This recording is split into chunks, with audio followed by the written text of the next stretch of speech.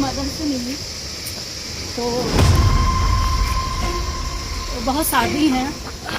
बहुत ही आप कहेंगे दर्दनाक मंजर उस बेटी के लिए रहा होगा जिसने अभी अपनी ज़िंदगी पूरी देखी भी नहीं।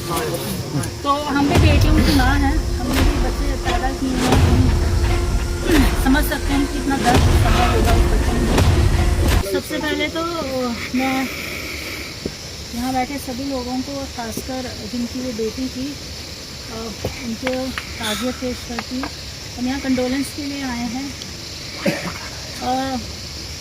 आज ना तो सियासत करने का दिन है और मेरे को लगता है कि ना ही ये जगह है जहाँ पे हमें सियासत करनी है।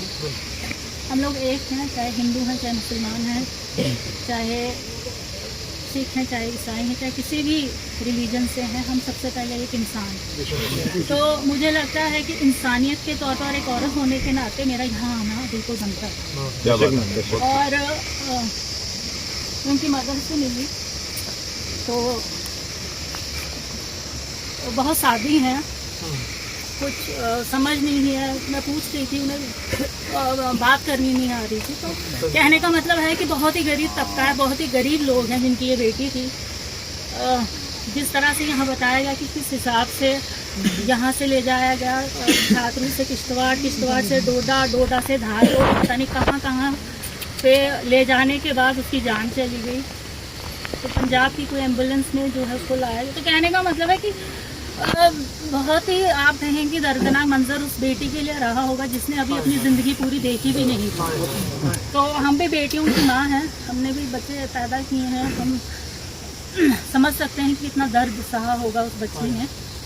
तो मैं यहाँ सिर्फ, क्योंकि यहाँ मीडिया पर्सन्स भी हैं, इनके माध्यम से मैं पुलिस तक ये अपील करना चाहूँगी, डिस्ट्रिक्ट एडमिनिस्ट्रेशन हो, IG एडमिनिस्ट्रेशन हो या हमारे CM साहब हों, कि क्योंकि फैमिली चाहती है कि क्राइम ब्रांच में इनका केस जाए, तो मुझे नहीं लगता कि इसमें कोई इतना बड़ा एक इशू है कि क्राइम ब्रांच को ये केस जो है नहीं जा सके।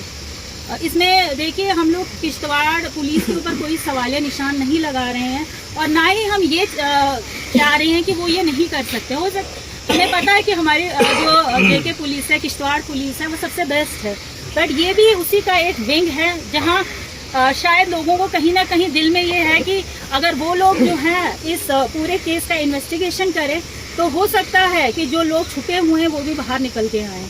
तो इसलिए हाथ जोड़ के मैं विनती करना चाहूँगी पुलिस एडमिनिस्ट्रेशन से, चाहे हमारे आला अधिकारी हैं पुलिस के, उनसे कि इस केस को जो है, क्योंकि यहाँ पे लोगों को बैठना पड़े, प्रोटेस्ट करना पड़े, भूख हड़ताल करनी पड़े, यहाँ तक आप मत चीज़ों को ले जाइए।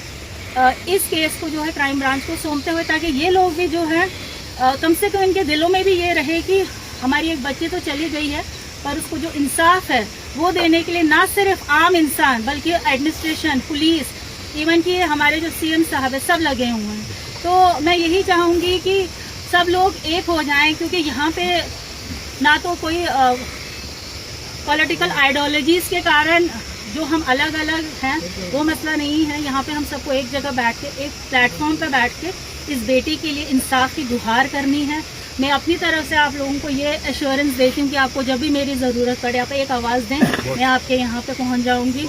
आज मैं ताज़ियत के लिए आई थी और मैंने कहा कि शायद लफ्ज़ों में बयां करना बहुत ही नहीं कर सकते जो इमोशंस हैं।